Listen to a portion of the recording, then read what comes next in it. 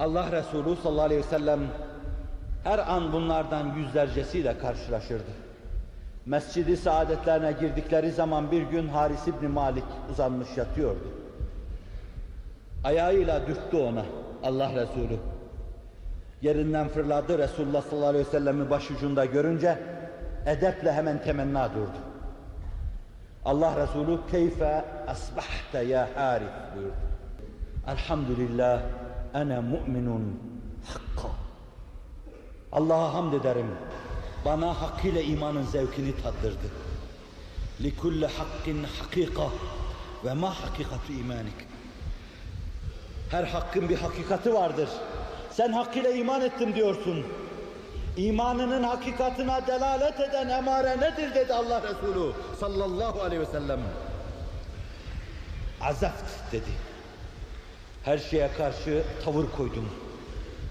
Ne ile ne kadar alakadar olunacak ve neden katı alaka edilecek? Tavrımı belirledim. Ve azma'tu nehari ve eshartu leyli fekeenni ara arşe Rabbi fekeenni ara ahlel cennet. Her şeyle alakamı tam belirledim. Allah'la, Allah'ın büyüklüğü ölçüsünde. Başka şeyle onların küçüklükleri ölçüsünde. Kat'i alaka ettim. İbrahim Ethem gibi hacertul halka turran fi havaka. Aşkın uğrunda her şeyle alakamı tam belirledim ve kestim. Gecelerimi senin için, Allah için ibadetle geçirdim. Onun için uykumu terk ettim. Gündüzde aç ve susuz durdum. Şu anda sanki burada durmuş Rabbimin arşına bakıyor gibiyim. Şu anda sanki burada durmuş ehli cennetin cennet yamaçlarında dolaşmasını seyrediyor gibiyim. Benim gibi çığırtkanlık yaparak değil, Nebinin karşısında konuşma, edebine riayet ederek. Ve Allah Resulü'nün dudaklarından şu sözler döküldü. İnneke emru'un nevverallahu kalbek. Görüyorum ki sen öyle bir adamsın ki Allah içini nurlarla doldurmuş diyordu. Peygamber sahabesini takdir ediyor. Ve Allah Resulü mescidin içinde ve dışında yüzlercesiyle karşı karşıya geliyordu bunlarla. Dudağından çıkan emirlere karşı bu duyarlı cemaatle, bu hassas cemaatle yüzlercesiyle karşı karşıya geliyordu. Aşk, iştiyak, bağlılık, teslimiyet, emirleri dinleme mevzuunda öyle bir hassasiyet hasıl etmişti ki bir gün o dudaklardan dökülen emirler, haydi yürüyün Kaftağına. Nitekim bir gün öyle demişti Bedir'de. Sa'd ibn Muaz fırlamış yerinden, ey Allah'ın Resulü, لَعَلَّكَ تَعْنِينَا. Öyle zannediyorum ki bizi kastediyorsun. Ben ashabım hakkında bir şey söyleyemem ya Resulallah. Ama emir buyurursanız, belki gımada kadar kılıç çalmaya hazırdır benim ashabım, arkadaşlarım. İstediğini al ya Resulallah. İstediğini bırak ya Resulallah. İstediğini ölüme sevk et ya Resulallah. İstediğini yanında tut ya Resulallah. Dudakların şeker şerbet yesin. Senin o sözlerini 14 asır beride dinlerken sineleri aynı şeyi akord olmuş 20. asırdaki gençlerin soluklarını duyuyor gibi oluyorum. Bana yüzlercesi yazdıkları şeylerde aynı şeyleri ifade ediyorlar. Ve diyorum ki kapısının hem de sadık olmayan bir kıtmirine böyle söyleyenler ya onu görselerdi. Hani Ayşe validem şöyle der. فَلَوْ سَمِعُوا فِي مِصْرَ أَوْصَافَ خَدِّهِ لَمَا بَذَلُوا فِي سَوْمِ يُوسُفَ مِنْ نَقْدِي لَوَاحِزَ لَيْخَا لَوْ رَأَيْنَ جَبِينَ لَآثَرْنَ فِي الْقَطْعِ الْخُلُوبَ عَلَى الْأَيْدِي.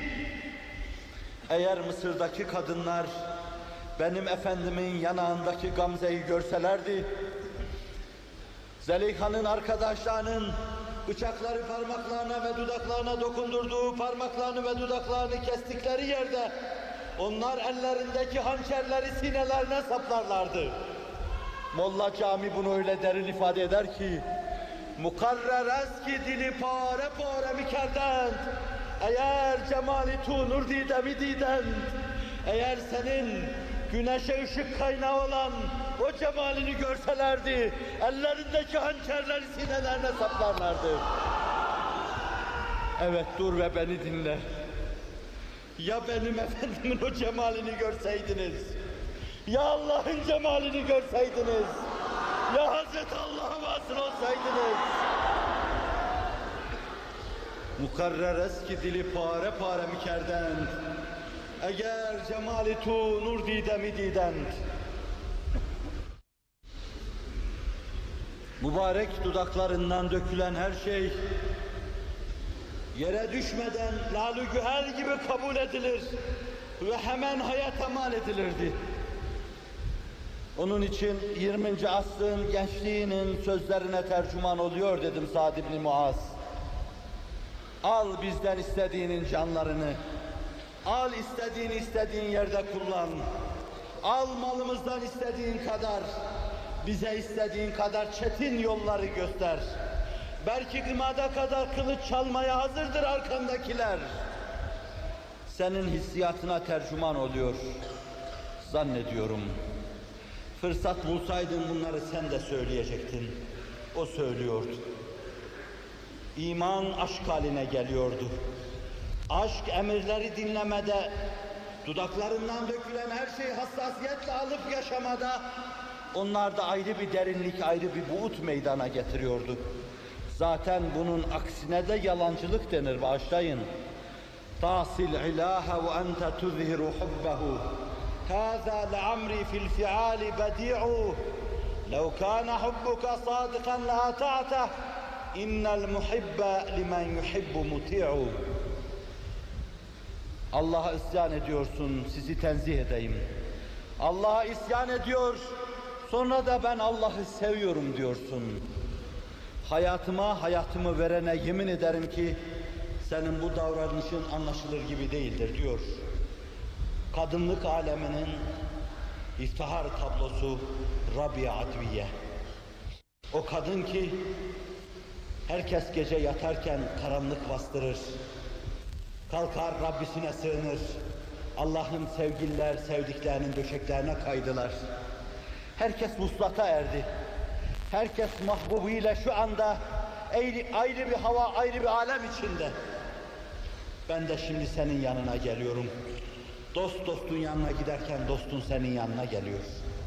Allah'ım benim sana olan aşkım, muhabbetim değil, senin bana olan sevgin hürmetine senden şunları istiyorum. Ağzın şeker şerbet yesin.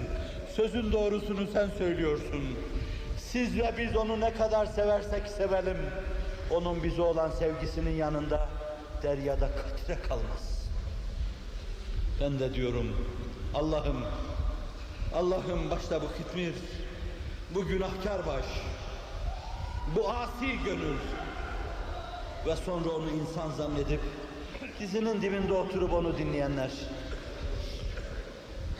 Seni sevmeden dem vuruyoruz. Seni sevdiğimizi zannediyoruz. Belki yer yer onların mücrimleri de bu kadar duyuyorsa, yer yer mahbuba olan muslat havası içinde burnumun kemiklerinin sızladığını da duyuyorum. Ama bu bana göre kim bilir derinler neler duyuyordur. Kim bilir sinesi çatlayacak hale gelen nice insanlar vardır. Ne olurdu onların halini de duysaydım. Benim de onun aşkı ve şevki karşısında bir kere sinem çatlayacak hale gelseydi. Ama buna rağmen kendi sevgimizi, alakamızı, aşkımızı, şevkimizi vesile yapmıyor. Severek bizi yaratan senin sevgini, yaratıp mümin yapan senin sevgini, mümin yapan Hazreti Habibi mahbuba ümmet yapan senin sevgini, Hazreti Muhammed'in arkasında toplayan senin sevgini sana ulaşmaya vesile yapıyor. Bizi sevginden cüda kılma diyorum.